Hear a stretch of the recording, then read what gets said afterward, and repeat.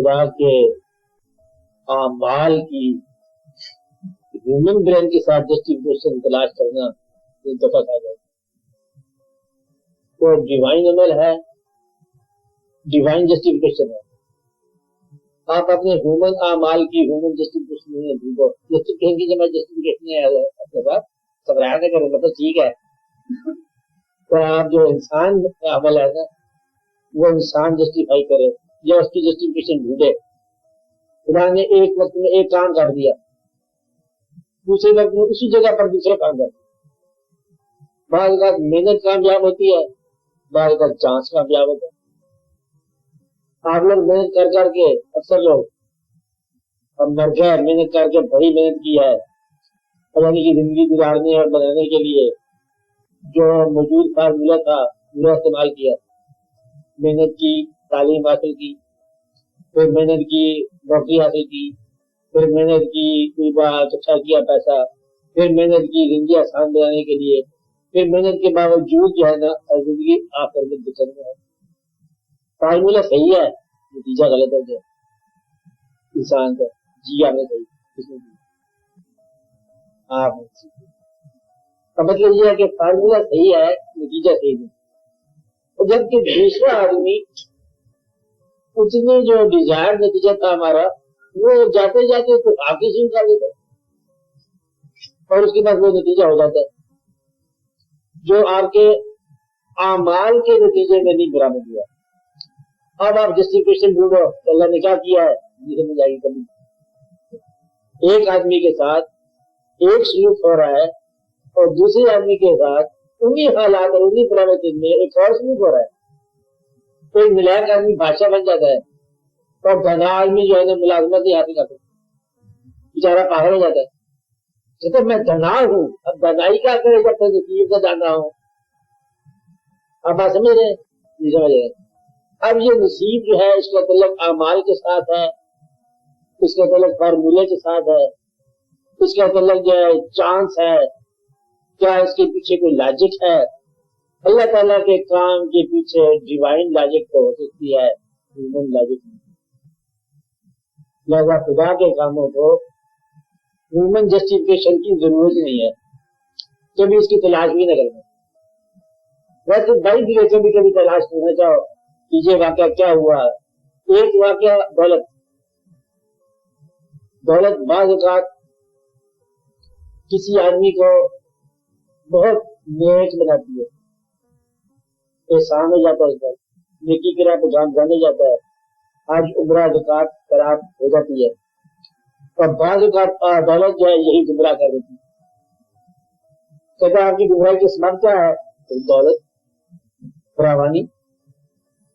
تو ایک چیز ایک آدمی کے لیے راحت ہے, وہی چیز دوسرے آدمی کے لیے مصیبت ہے. تو بھائی دولت کی وجہ سے ہے. برعکس اس کے بعض اوقات غریبی جو ہے انسان کو اللہ کے قریب کر دیتی ہے اور بعض اوقات غریبی جو ہے یہ گمراہ کر دیتی ہے, کافر میں. تو یہ ہماری زندگی ہے, یہ بھی کوئی زندگی ہے, گمراہ ہو گیا, کافر ہو گیا. اس لیے اللہ تعالیٰ کے کام کو پہلی بات جو ہے نا وہ یہ ہے کہ جو وہ کر رہا ہے اسے اس کو آپ مان لیتے. باقی اعمال کا نتیجہ اولاد کی شکل میں, تو اگر آپ اس کو کہتے ہیں کہ اولاد آپ کی تعلیم دینے کی صلاحیت کی وجہ سے نیک ہوتی ہے, پھر آپ یہ کہو گے آپ کی تعلیم دینے کی صلاحیت ٹھیک نہیں تھی. صلاحیت کے نام ہے اولاد کا بہتر ہوگا, یا کالج اسکول کا نام ہے اولاد کا بہتر ہوگا, یا ماحول سوسائٹی کا نام ہے اولاد کا بہتر ہوگا, یا حسن اتفاق کا نام ہے, یا فارن لٹریچر کا نام ہے, یا آپ کے ٹی وی کے نام ہے, یا آپ کی وی سی آر کا نام ہے, یا جو بھی آپ کے غفلتیں موجود ہے اس کی وجہ سے اولاد نکلے گی. یہ وجہ ہو سکتی ہے. ایک وجہ یہ سکتی ہے کہ اللہ کی طرف سے ایسا ہی ہے. دوسری وجہ یہ ہے کہ جو ماحول آپ نے دیا اولاد کو, آپ کے والدین نے آپ کو نیکی کا اس نے کچھ اثر دیا, تاثیر دی. کم از کم آپ کے سامنے نمازیں روزہ حج بھی پڑھتے رہے, اور آپ نے ابھی اولاد کے سامنے وی سی آر لیا, اولاد کے سامنے استعمال کیا, اور اولاد دیکھتی رہی, اور آپ کے اعمال سے اپنے اعمال کا راستہ जस्टिफिकेशन ढूंढती रही। आपकी हल्की खामी जो है ना औलाद के लिए एक जवाब है तबाह। तो आपने अल्लाह के लिए भी नेकी न की, आपने मुस्तकबिल के लिए नेकी न की, औलाद को देखकर भी नेकी न की। एक जगह पर जवान बच्चे हों, बेटियां हों, बेटे हों, बूढ़े वालिदैन हों, पागल बेवकूफ हों, और औलाद के सामने आप बेबाक फिल्में देख रहे हो और औलाद को तरगीब दे रहे हो, तो औलाद कहना नहीं मानती। तू पहले आप ही पागल है तो ये करने कैसे मिल जाएगा।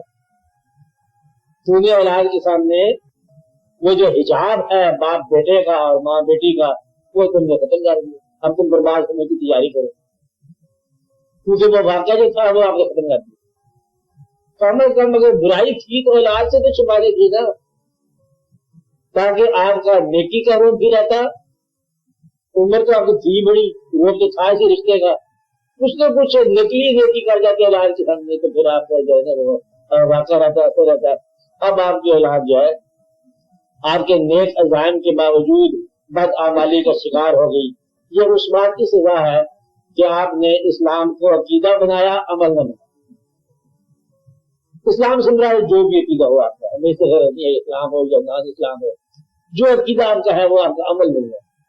इस मुनाफिक की सजा यह है कि औलाद का बागी होगा, लेकिन हम इसको असूल नहीं बना सकते। इसलिए कि बाद का पैगंबर हकीकत में मुकम्मल, इल्म देने में मुकम्मल, सलाहियत में अफजल, डिवाइन नसीहत करने वाला, और अपनी जो औलाद है उसको भी नसीहत नहीं करते। तो इसको हम बोलते हैं वमा तौफीकी इल्ला बिल्लाह।